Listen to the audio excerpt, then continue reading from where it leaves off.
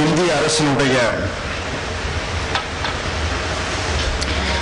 விஞ்ஞானம் மற்றும் தொழில்நுட்பத் துறையினுடைய செயலாளர் டாக்டர் டி ராமசுவாமி அவர்களே, இந்திய அரசினுடைய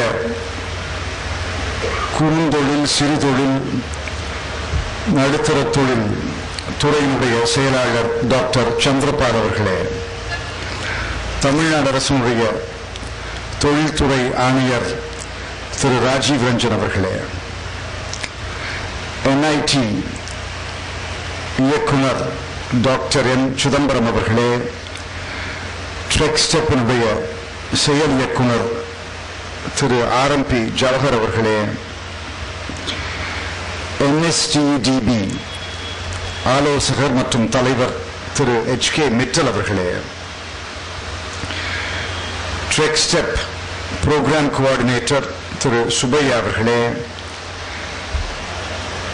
NIT உடைய பேராசிரியர்களே, ட்ரெக்ஸ்டெப்பில் வழிகாட்டிகளே, இந்த வளர்ப்பகத்திலே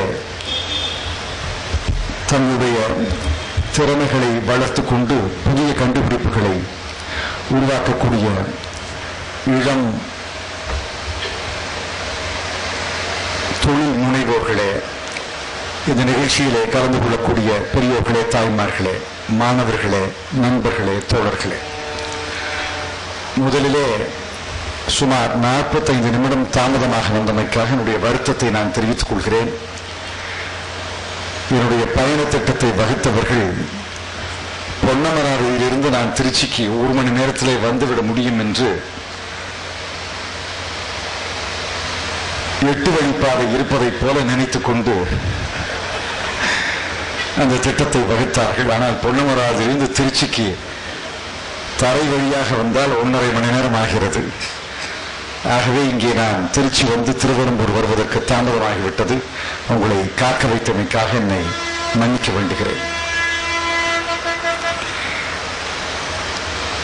காக்க வைப்பது என்று சொல்லும் பொழுது இங்கே இன்று தொடங்குகின்ற முயற்சி, அந்த முயற்சியிலே ஒரு திருப்பம்.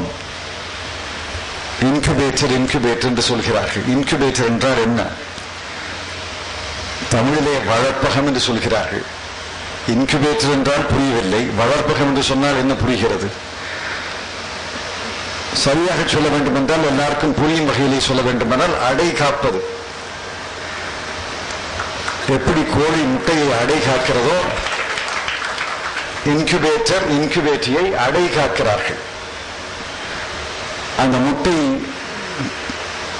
முட்டையிலிருந்து குஞ்சு வெளியே வரணும், கோழி குஞ்சு வெளியில வரணும். அது கோழி குஞ்சு வெளியில வரும் பொழுது அந்த அடை காப்பது வெற்றிகரமாக முடிகிறது. இங்கே எங்களுக்கெல்லாம் மாலை மரியாதை செய்த பல இளைஞர்கள் அப்படி அடை காக்கப்பட்டு கோழி குஞ்சுகளாக வெளியே வந்தவர்கள். அந்த கோழி குஞ்சுகள் தான் நம்முடைய முன்னாள் குடியரசுத் தலைவர் சொன்னதைப் போல அக்னி குஞ்சுகளாக மாறப்போகிறார்கள். இந்தியாவை உயர்ந்த நிலைக்கு கொண்டு வரப்போகிறார்கள். இந்த அடை காப்பகம் தான் இந்த வளர்ப்பகம் என்று சொல்கிறோம், இன்குபேட்டர் என்று சொல்கிறோம். இந்திய வளர்ச்சியை பற்றி நாம் பெருமைப்பட்டுக் கொள்கிறோம். இந்தியாவுடைய வளர்ச்சி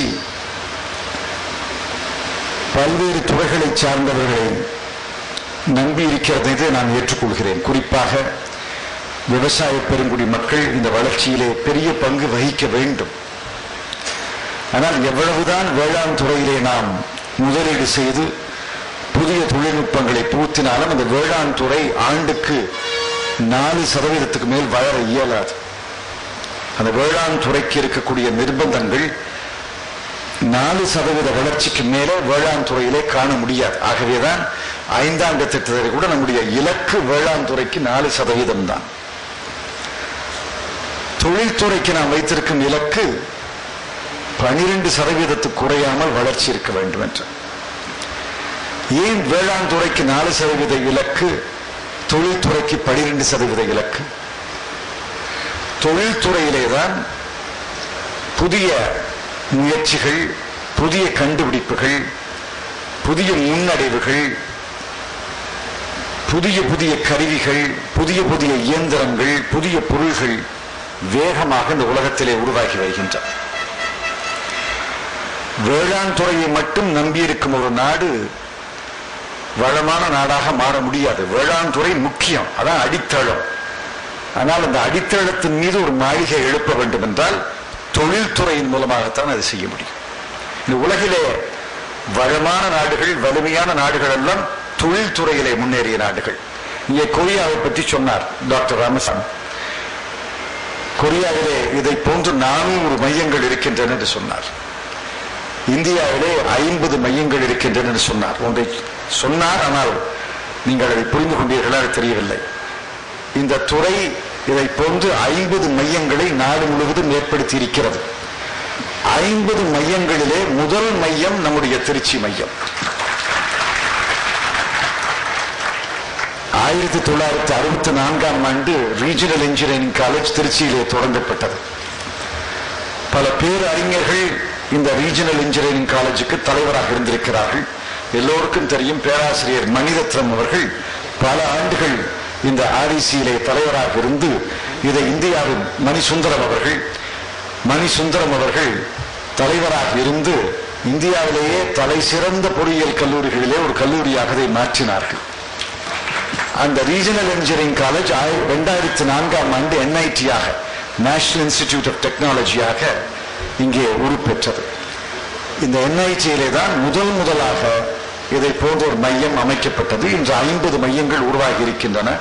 கொரியாவிலே 400 மையங்கள், சீனாவிலே 900 மையங்கள், அமெரிக்காவிலே 1000 மையங்கள் என்று டாக்டர் ராமசாமி அவர்கள் பட்டியல் போட்டு காண்பித்து நாம் 500 மையங்களையாவது எட்ட வேண்டும் என்று சொன்னார். கொரியா என்று சொல்லும் பொழுது கொரியாவுடைய வரைபடமும் தமிழ்நாட்டின் வரைபடமும் ஏறத்தாழ ஒத்த வரைபடங்கள். தயவுசெய்து யாராவது பூகோள புத்தகத்தை எடுத்து பாருங்க. கொரியாவின் வரைபடமும் தமிழ்நாட்டின் வரைபடமும் ஏறத்தாழ ஒத்த வரைபடங்கள். கொரியாவுடைய மக்கள் தொகை தமிழ்நாட்டின் மக்கள் தொகையை விட கொஞ்சம் குறைவான மக்கள் தொகை. ஆனால் இந்த கொரிய நாடு இன்று வளர்ந்த நாடுகளிலே ஒரு நாடாக, வலிமையான நாடுகளிலே ஒரு நாடாக உயர்ந்திருக்கிறது என்றால் அதற்கு காரணம் தொழில்துறையிலே ஏற்பட்ட முன்னேற்றம். ஒரு 10 ஆண்டுகளுக்கு முன்னால் யாருக்காவது சாம்சங்னா தெரியுமா? யாருக்காவது எல்ஜினா தெரியுமா? ஹூண்டானா தெரியுமா? யாருக்கும் தெரியாது. இந்த பெயர்கள் எல்லாம் தெரியாது. ஃபோர்டு தெரியும், ஜெனரல் மோட்டார்ஸ் தெரியும், ஜெனரல் எலக்ட்ரிக் தெரியும், சோனி தெரியும். ஆனால் கொரிய பெயர்கள் யார் வாயிலையும் நுழைந்ததாக எனக்கு தெரியவில்லை. ஆனால் இன்று உலகம் முழுவதும் கொரியா பிராண்ட், கொரிய பொருள்கள் என்று பரவி இருக்கின்றன என்றால் காரணம் டெக்னாலஜி, இந்த தொழில்நுட்பத்தை அவர்கள் கையாண்ட விதத்தின் மூலமாக. இன்று சாம்சங், எல்ஜி, ஹூண்டா என்று பல உயர்ந்த நிறுவனங்களை அவர்களால் நிறுவ முடிகிறது. ஜப்பானின் புகழ்பெற்ற சோனி கம்பெனிக்கு இல்லாத தொழில்நுட்பம் சாம்சங் இருப்பதால் தான் இந்த தொலைக்காட்சி துறையிலே முதல் நிறுவனமாக சாம்சங் வந்திருக்கிறது. அதை போல ஜப்பான் நாட்டிலே இருந்த கார் உற்பத்தியாளர்கள் அவர்கள் கையாண்ட தொழில்நுட்பத்தை, மிஞ்சிய தொழில்நுட்பத்தை கையாளக்கூடிய ஆற்றலை கொரியா பெற்றதால் தான் இந்த ஹுண்டாய் கார் உலகம் முழுவதும் இன்று பரவி இருக்கிறது. ஆக தொழில்துறையின் மூலமாக ஒரு நாட்டை வளமான நாடாக மாற்ற முடியும். தொழில்துறையை இயக்குவது தொழில்நுட்பம். அந்த தொழில்நுட்பத்தை நாமே ஆள வேண்டும். அந்த ஆளுமை நமக்கு வர வேண்டும். அதை கையாள வேண்டும், கண்டுபிடிக்க வேண்டும். புதிய புதிய நுட்பங்களை நாம் காண வேண்டும் என்றால் அதை இரவல் வாங்க முடியாது, கடன் வாங்க முடியாது. நாமே தான் அதை கண்டுபிடித்து அந்த தொழில்நுட்பத்தை ஆளக்கூடிய சக்தி நமக்கு வர வேண்டும். அதைத்தான் இங்கே பேசியவர்கள் எல்லாம் சொன்னார்கள். ஸ்கில் டெவலப்மெண்ட், அதாவது திறன் வளர்ப்பது என்பது அதில் ஒரு பகுதி. நம்முடைய ஐடிஐகள் எல்லாம் உலகத்தரமான ஐடிஐயாக மாற்ற வேண்டும் என்பது அதில் ஒரு பகுதி. நேஷனல் இன்னோவேஷன், புதிய கண்டுபிடிப்பாளர்களை ஊக்குவிப்பது என்பது அதில் ஒரு பகுதி. ஒரு நாட்டில் அறிவு சார்ந்த சமுதாயம், நாலேஜ் பேஸ்ட் சொசைட்டி, அறிவு சார்ந்த சமுதாயம் தான் ஒரு நாட்டை உயர்ந்த சமுதாயமாக மாற்ற முடியும். அந்த அறிவு சார்ந்த சமுதாயத்தை படைக்க வேண்டும் என்ற எண்ணத்திலே தான் பல முயற்சிகளை இன்று நம்முடைய அரசு எடுத்து வருகிறது. அதைத்தான் ஒவ்வொருவரும் அவர்களுக்குரிய பாணியிலே இங்கே கோடிட்டு காட்டினார்கள். உதாரணமாக இந்த ஸ்கில் டெவலப்மெண்ட் இனிஷியேட்டிவ் நாடு முழுவதும் திறனை வளர்ப்பதற்காக 50,000 மையங்களை அமைக்க வேண்டும் என்று நம்முடைய பாரத பிரதமர்கள் கூறியிருக்கிறார்கள். கொஞ்சம் நம்மை சுய விமர்சனம் செய்து கொள்வதில் தவறு கிடையாது. தச்சு தொழிலாளி இருக்கிறார். இந்திய நாட்டின் தச்சு தொழிலாளி அந்த காலத்தில்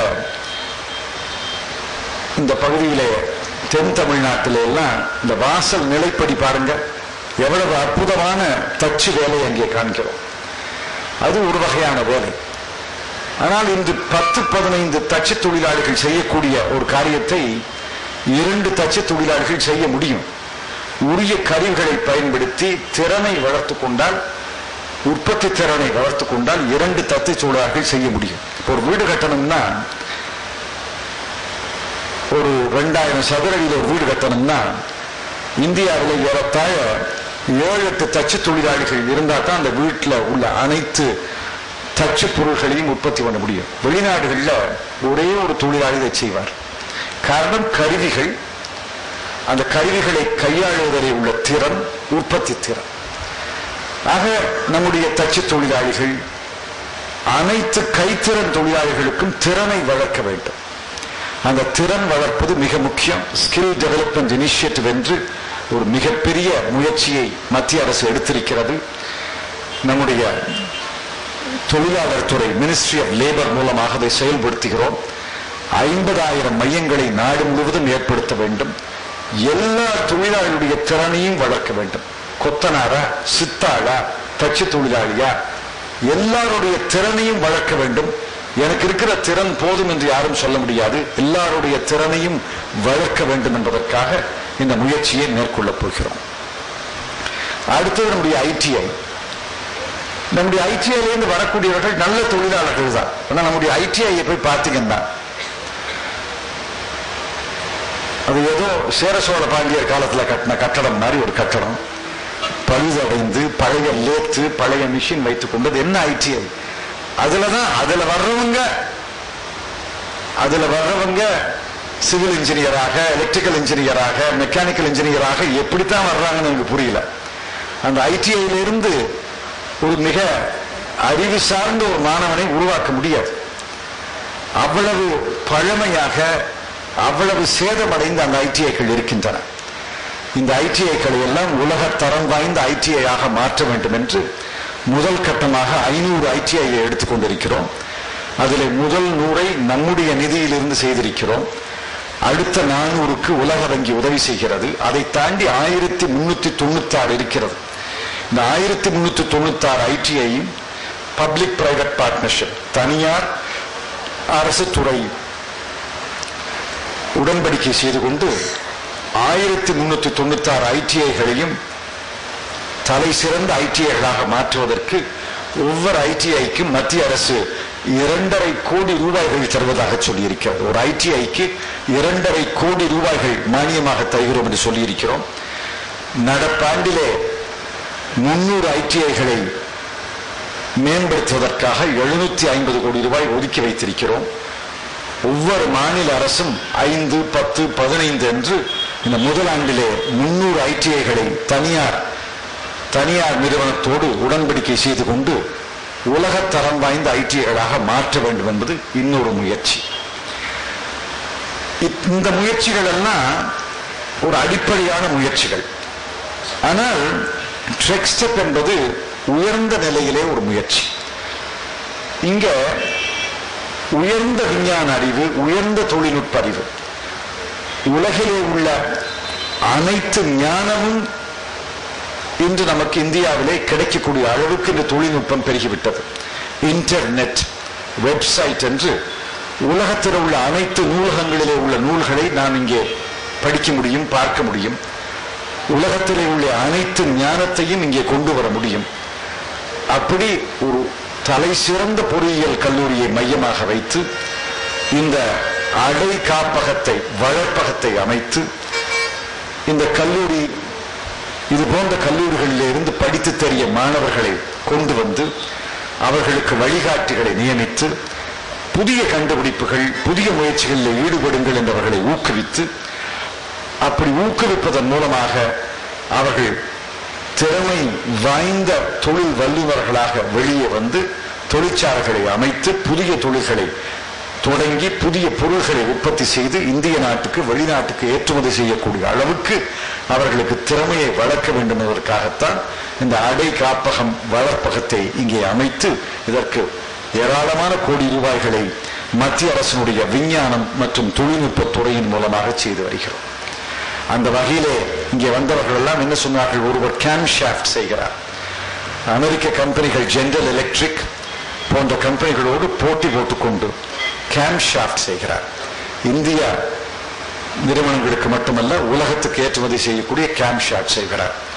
ஒருத்தர் பாய்லர் டெஸ்டிங், பாய்லர்ல முழு பாய்லரை முழு கொதிகலனை சோதிக்க முடியாது. கொதிகலனிலிருந்து ஒரு பகுதியை மட்டும் எடுத்து அதை சோதித்து பார்த்துவிட்டு சாம்பிள் டெஸ்ட் பண்ணி அது அனைத்து குறியீடுகளையும் பூர்த்தி செய்கிறதா என்று பார்த்து பிறகு அந்த பாய்லரை சர்டிஃபை பண்ணக்கூடிய அளவுக்கு ஒருவர் தொழில்நுட்பத்தை வளர்த்து கொண்டிருக்கிறார்.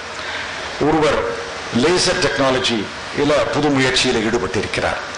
ஆக இந்த புதிய முயற்சிகளை நம்முடைய இளைஞர்கள் மேற்கொள்ளும் பொழுதுதான் நமக்கு நம்பிக்கை பிறக்கிறது. எதிர்காலத்தில் இந்தியா ஒரு மிகப்பெரிய வலிமையான வல்லரசாக, பொருளாதார வல்லரசாக உயரும் என்ற நம்பிக்கை நமக்கு ஏற்படுகிறது.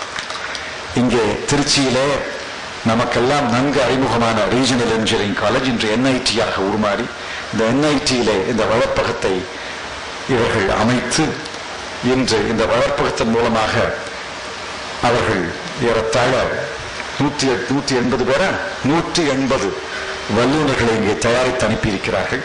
இந்த 180 வல்லுநர்களும் இந்தியாவின் தமிழ்நாட்டின் பல பகுதிகளிலே தொழில்களை செய்து கொண்டிருக்கிறார்கள்.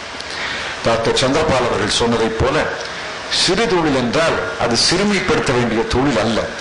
சிறு தொழில்தான், நடுத்தர தொழில்தான் இந்த நாட்டிலே வேலை வாய்ப்புகளை உருவாக்குகிறது. 1000-2000 கோடி முதலீட்டில் ஒரு மிகப்பெரிய தொழிற்சாலை இந்தியாவுக்கு தேவை. நான் இல்லை என்று சொல்லவில்லை. எக்காலை, உருக்காலை, அலுமினிய தொழிற்சாலை, மோட்டார் கார் தொழிற்சாலை, இவையெல்லாம் இந்தியாவுக்கு தேவையில்லை என்று யாரும் சொல்ல முடியாது. ஆனால் அங்கே 1000-2000 கோடி ரூபாய் போட்டு ஒரு தொழிற்சாலையை தொடங்கினால் ஒரு 1000 பேருக்கு வேலை கிடைக்கும், 1500 பேருக்கு வேலை கிடைக்கும். இந்த 1 கோடி ரூபாய் முதலீடு செய்தால் ஒரு வேலை வாய்ப்பை உருவாக்க முடியும். ஆனால் சிறு தொழில் என்பது 25 லட்சம் 50 லட்சம் முதலீட்டில் உருவாகக்கூடிய தொழில 10 பேருக்கு வேலை தர முடியும், 8 பேருக்கு வேலை தர முடியும். அந்த சம்பளம் தர முடியாது. ஆனால் வாழ்க்கைக்கு தேவையான ஒரு நியாயமான சம்பளத்தை தந்து 6 பேர் 8 பேர் 10 பேருக்கு வேலை தரும் பொழுது சிறு தொழில் தான் இந்த நாட்டிலே வேலை வாய்ப்புகளை உருவாக்குகிறது. என்னிடம் இப்பொழுது புள்ளி விவரங்களை நான் கொண்டு வரவில்லை. ஆனால் இந்திய நாட்டிலே சிறு தொழில் எண்ணிக்கை வளர்ந்திருக்கிறது. சிறு தொழில்களுடைய மொத்த உற்பத்தி மதிப்பு வளர்ந்திருக்கிறது. சிறு தொழில்களிலே வேலை வாய்ப்பு வளர்ந்திருக்கிறது. எல்லாவற்றுக்கும் மேலாக இன்றும் இந்தியாவின் மொத்த ஏற்றுமதியிலே 40% பொருள்கள் சிறு தொழில் பொருள்கள் தான் ஏற்றுமதியாகின்றன. India's small and medium industries have grown in number. They have generated more jobs. The total value-added production has increased, and above all, 40% of India's exports come from the small and medium-scale sector. ஆக சிறு தொழில் என்பது சிறுமைப்படுத்த வேண்டிய, பழிக்கப்பட வேண்டிய தொழில் அல்ல. சிறு தொழிலுக்கு இது பெருவகையிலே ஊக்கம் தருகிறோம். வங்கிகள் சிறு தொழிலுக்கு தரக்கூடிய கடன்கள் ஆண்டு ஒன்றுக்கு 20% உயர்த்த வேண்டும் என்று நான் ஆணையிட்டிருக்கிறேன். 5 ஆண்டுகளிலே இரட்டிப்பாக்குகிறேன் என்று நான் வாக்குறுதி தந்திருக்கிறேன். முதல் ஆண்டிலே 20% என்ற இலக்கை தாண்டி 27% வங்கிக் கடன்கள் அதிகரித்திருக்கின்றன. டாக்டர் சந்திரபால் அவர்கள் சொன்னதை நான் ஏற்றுக்கொள்கிறேன். 27 என்பது கூட போதாது. சிறு தொழில்களுக்கு தரக்கூடிய கடன் 30%, 35% ஆண்டுக்கு உயரும் என்றால் நான் மகிழ்ச்சி அடைவேன். நிச்சயமாக சிட்பி மற்ற அரசுடைமையாக்கப்பட்ட வங்கிகள் மூலமாக சிறு குறுந்தொழில், சிறு தொழில், நடுத்தர தொழில், micro, small and medium, MSM 3 வகையான தொழில்களுக்கும் கடன் வசதிகள் பெருக்குவதிலே நான் அக்கறை எடுத்து செயல்படுவேன் என்று உங்கள் மத்தியிலே நான் தெரிவித்துக் கொள்கிறேன். டாக்டர் சிதம்பரம் அவர்களுக்கும் திரு ஜவஹர் அவர்களுக்கும் என்னுடைய பாராட்டுக்கள். திரு மிட்டல் அவர்களுக்கும் என்னுடைய பாராட்டுக்கள். இவர்களெல்லாம் ஆசிரியர்கள், வழிகாட்டிகள். ஆசிரியர்களாக இருந்து, பேராசிரியர்களாக இருந்து, வழிகாட்டிகளாக இருந்து இந்திய இளம் தலைமுறையை அறிவு சார்ந்த தலைமுறையாக மாற்றக்கூடிய மிகப்பெரிய பணியை ஆற்றக்கூடியவர்களுக்கு என்னுடைய பாராட்டுதலையும் நன்றியும் நான் தெரிவித்துக் கொள்கிறேன். இவர்கள்தான் உண்மையிலேயே இந்த சமுதாயத்தை வழிநடத்தி செல்பவர்கள். பேராசிரியர்களும் வழிகாட்டிகளும் இந்த நாட்டிலே நிறைய வந்து இளைய தலைமுறையை நல்வழிப்படுத்தி, இளைய தலைமுறைக்கு நல்ல பாடங்களை கற்றுத்தந்து, இளைய தலைமுறைக்கு நல்ல விஞ்ஞான தொழில்நுட்ப அறிவை புகட்டி அவர்களை வலிமையான வல்லுநர்களாக உருவாக்க வேண்டும் என்றவர்களை கேட்டு இந்த முயற்சிக்கு இன்று ஒரு திருப்பமாக புதிய கட்டிடம் மிக அழகாக கட்டப்பட்டிருக்கிறது. இந்த புதிய கட்டடத்திலே வசதி இரட்டிப்பாக்கப்படுகிறது. இன்னும் பல பேர், இன்னும் பல முட்டைகள் அடைகாப்பதற்கு இங்கே வழி செய்யப்பட்டிருக்கிறது. இன்னும் பல குஞ்சுகள் இங்கே பொறிக்கப்பட வேண்டும். இந்த குஞ்சுகள் அக்னி குஞ்சுகளாக மாறி இந்தியாவை வலிமையான நாடாக உயர்த்த வேண்டும் என்னுடைய வாழ்த்தை தெரிவித்து உங்கள் அனைவருக்கும் நன்றி தெரிவித்து விடைபெற்றுக் கொள்கிறேன்.